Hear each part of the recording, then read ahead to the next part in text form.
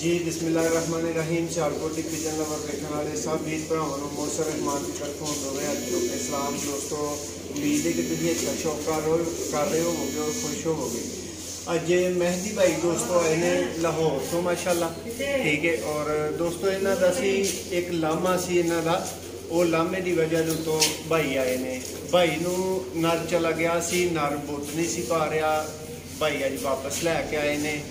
अगे तो भाई तुहाडे सामने ने, इन्हां कोलों पुछो इन्हां दा तावन कीता गया है नहीं किया गया, चीज़ इन्हां कोलों खुशी ना वापस रख दी गई है या नहीं ली गई वापस, तो सब कुछ तुहानूं हाजी भाई दस्सणगे। जी अस्सलाम वालेकुम हाजी भाई, की हाल ने? खैरियत जी। मेहदी भाई तुहाडे नाल तावन होया जी? तावन होया भाई। नर दा बुत दा मसला तुसीं दस्सिआ हल हो गया, वापसी की जी, नवीं चीज़ मिल गई जी बिल्कुल भाई। एक तो ज़्यादा दिखाई गई, कोई रौला कोई परेशानी हुई होए, खुश जा रहे हो?